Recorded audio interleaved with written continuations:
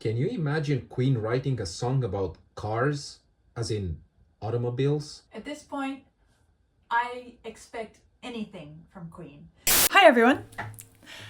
Moving along, next in the Queen 50 series, I'm in love with my car. Well, after the bucket sound voice of Lazing on a Sunday Afternoon, and now a song about being in love with a car.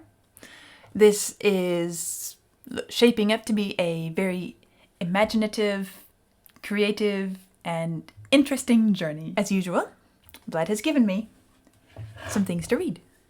So, this is the album's only song written entirely by drummer Roger Taylor. Oh, by the way, yes, I noticed we're still on the Night at the Opera album, so all of these recent songs that I've been listening to from Night at the Opera, quite an interesting operatic night, I should say. Taylor played the guitars in the original demo, but they were later re-recorded by May on his Red Special, and Taylor also doubled on electric guitar in addition to drums. I guess this is the first song I've heard written by Roger Taylor. The lyrics were inspired by one of the band's roadies, Jonathan Harris, whose Triumph TR4 was evidently the love of his life. The song is dedicated to him, with the liner notes mentioning, "Dedicated to Jonathan Harris, boy racer to the end." When it came down to releasing the album's first single, Taylor was so fond of his song that he locked himself in a cupboard until it was agreed that this song would be the B-side to the album's first single, Bohemian Rhapsody. Okay, so Bohemian Rhapsody, I have heard. You can find the link here if you want to see my reaction and deep dive into that song.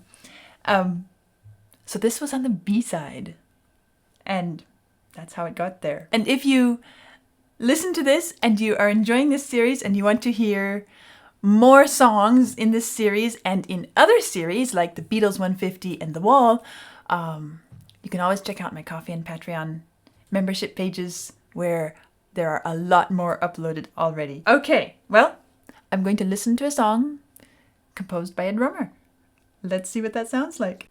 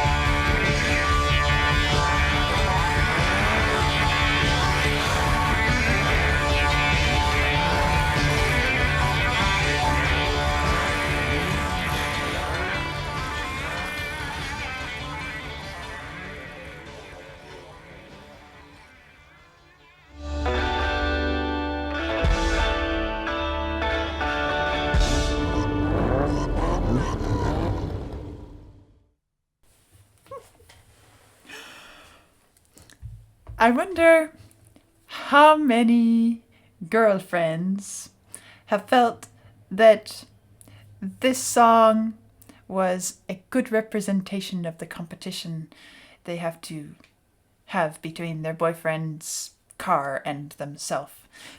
At least this guy admits it. There's some interesting things that stood out to me right away. Well, I guess I'm not terribly surprised at the style of this because, first of all, I've learned pretty quickly that Queen excelled at choosing the right sound, the right musical style for a topic, for a song, to really convey the feeling that they want you to get. And I have to say, this fits the topic perfectly. The voice, the drums, well, of course, those little touches of the car revving are a great addition, but it's all the more effective because the music itself feels like it belongs. And I'm also not terribly surprised because it's a drummer that wrote the song. And certainly the drums feature quite prominently in this whole mix. So there's that as well, which... Let's go back through and I want to point out some of the things that really caught my attention and made me think this is a very nice representation of someone who is passionate about cars. Not only the person who is passionate about the cars, but that gives you the feeling of the car world, the car itself as an entity, as something to be in love with.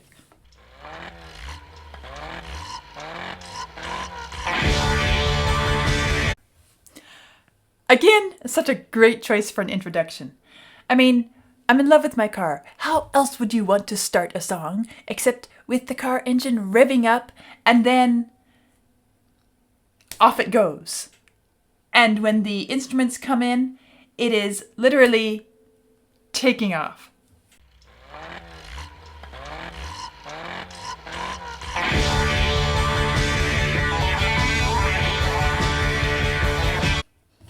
And this guitar here, up and down. It feels like, okay, we're in, we're going, and now we're kind of getting ourselves settled and just checking around. I've got the mirrors all in place and everything, and let's just take off and start going down the road.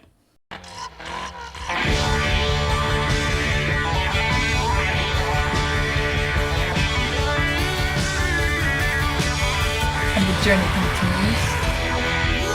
Some more rhythm. The machine of a dream. This voice has a sort of metallic raspiness to it.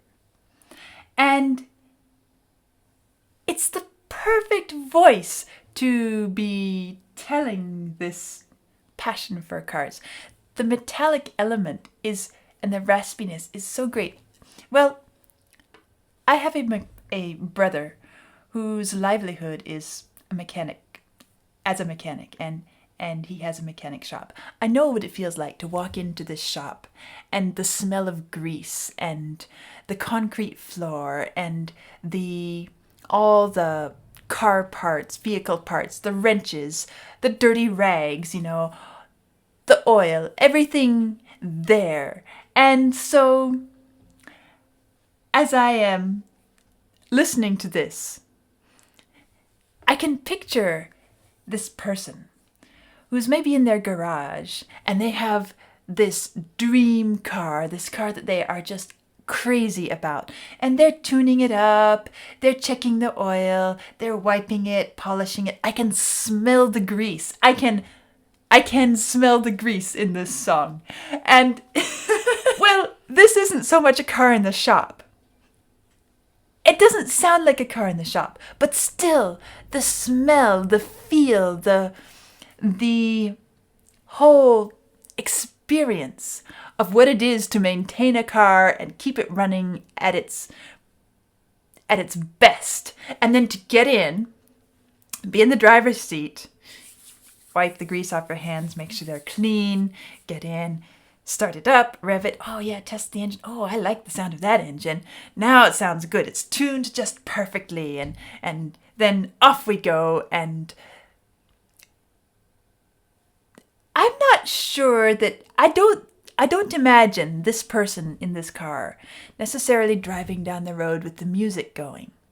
I imagine this person driving down the road, listening to the sound of the engine, listening for every little detail, checking how they shift the gears, how does it feel, and can I get it to kick into the next gear quicker, and how does it corner, and just enjoying everything about the car itself.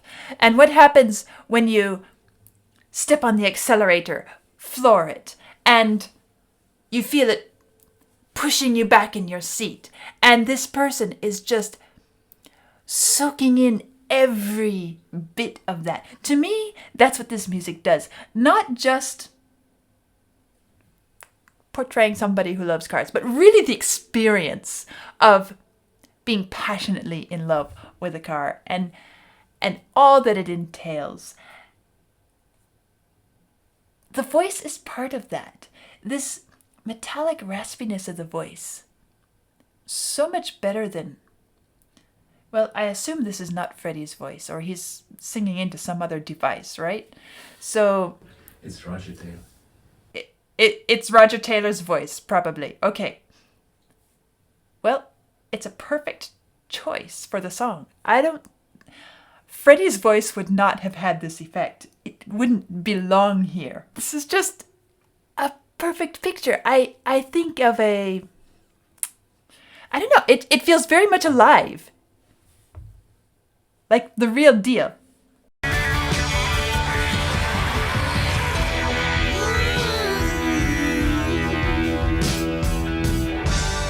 machine of a dream. Such a clean machine. Well maintained. With the pistons a pumping. And the hubcaps all green. Even the lyrics, I didn't even pay that much attention to them. The pistons are pumping and the hubcaps all gleam. Yes, all I hear is your gear. And all of this, it's just exactly what I was trying to describe, is this passion for every part of the car and the experience of handling it and working with it. The music itself is simply providing... Well, I should say the harmonies in the music are simply providing a backdrop for all of this color and texture and tactile feel of the music. The sensory experience. It doesn't really matter that much what chord is behind it. It's more about the sound of the instruments and the sound of the voice. And so when we have these long drone notes, it could have been on these notes. It could have been on other notes. I don't think it would have had a massive difference one way or the other. In that sense, the harmony in this song, at least here, is irrelevant. And that might sound like a strange thing for me to say because I'm very much harmonically focused when I'm looking at music. But in this case, it's simply the road on which we're driving. We don't care so much about the road, we care about the car. And that is exactly what's happening in the song itself. This is the road we're driving on. We need a road, okay? We need a road, but it's the car, it's the car, it's the car. And the hubcaps all green. When I'm holding your wheel,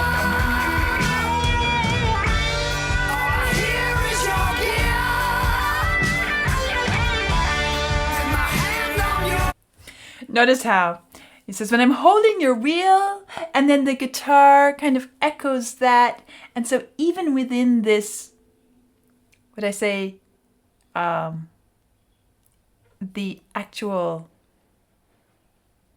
chords, harmonies of the music aren't that important, and yet there is a musical element here.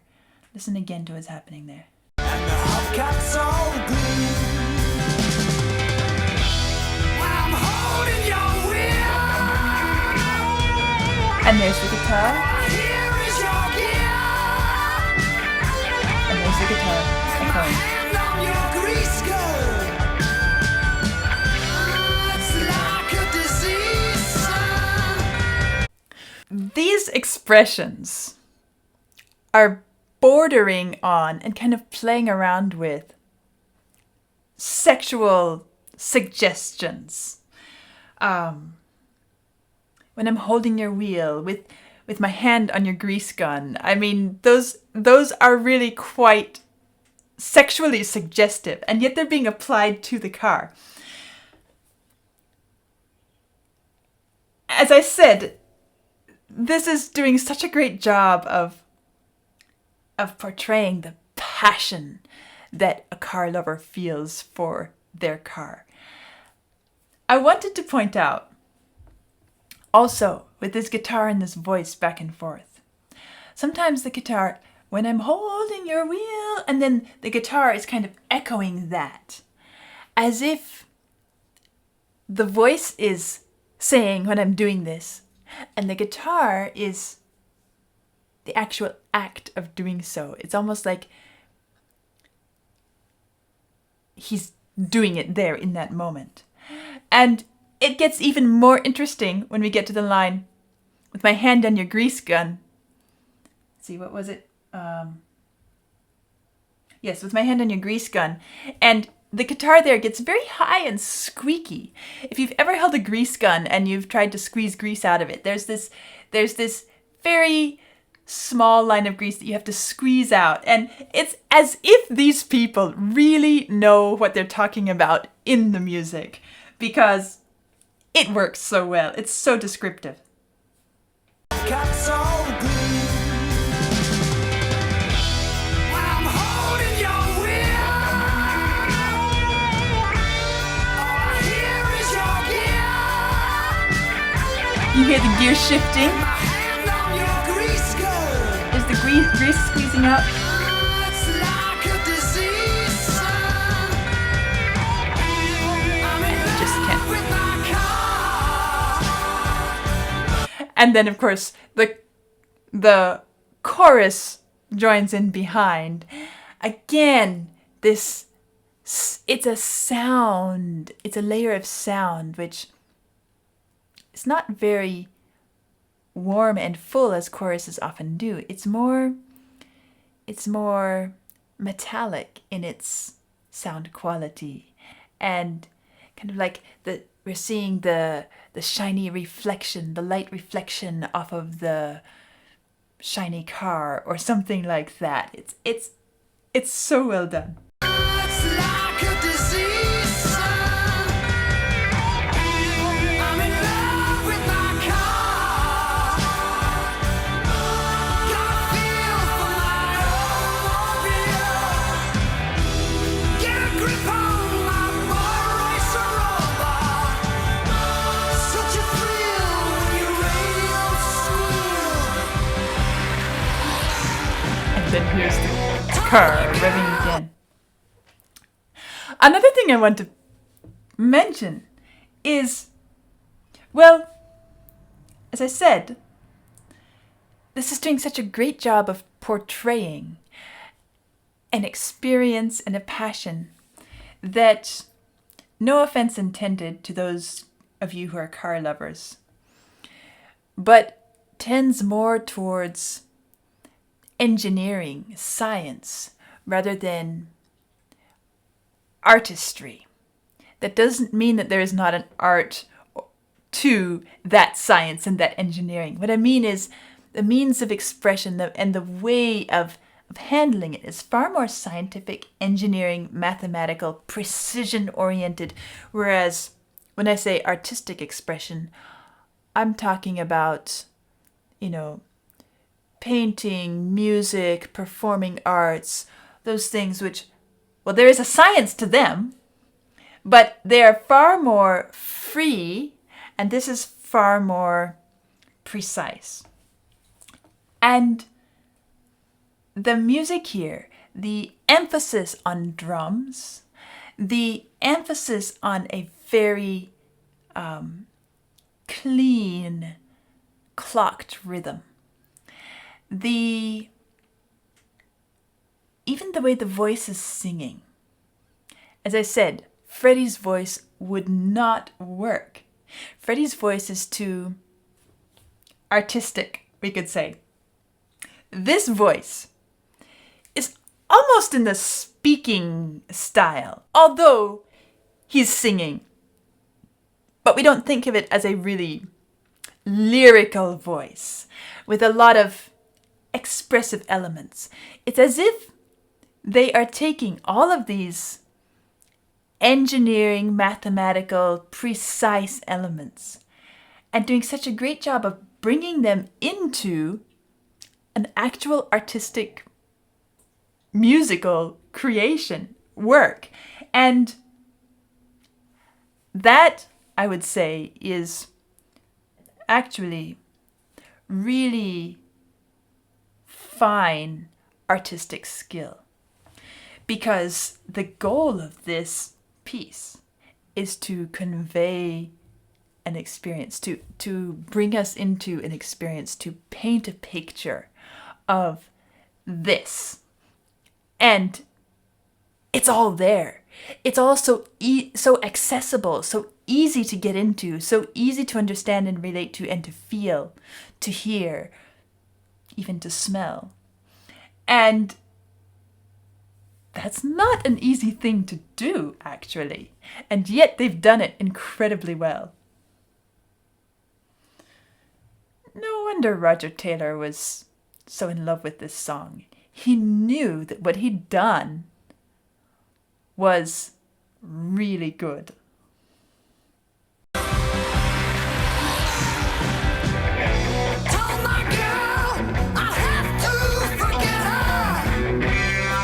Poor girl. A new carburetor. So she made tracks. This is, well, I've seen guys like this. I understand the passion some people have for their cars. It is not me. It's okay. At the same time, I can appreciate it. And this line, told my girl I'd have to forget her, rather would buy me a new carburetor. And again, it's a confession of absolute passion for something. He needs to find a better girl, someone who can be passionate about the car with him. So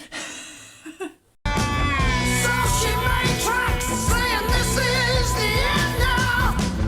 Cars don't turn back, they're just four-wheel friends now. Cars don't turn back.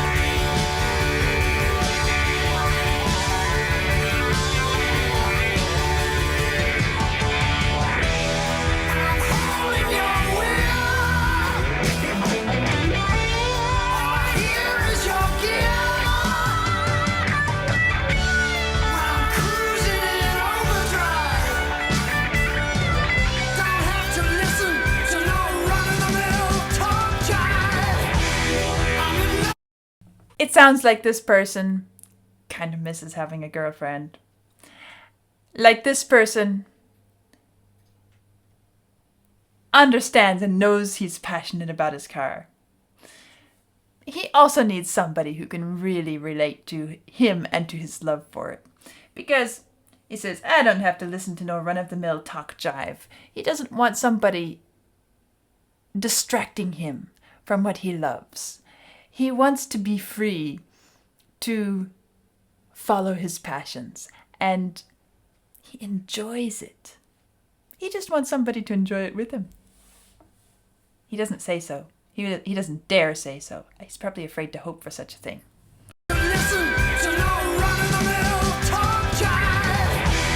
I'm in love with my car. You can hear the guitars underneath, as if it's the road passing.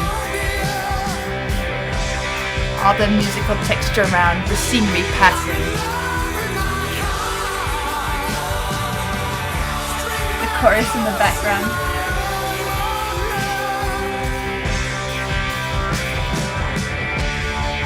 The drums, the feeling of control and power and excitement as you're driving this car down the road.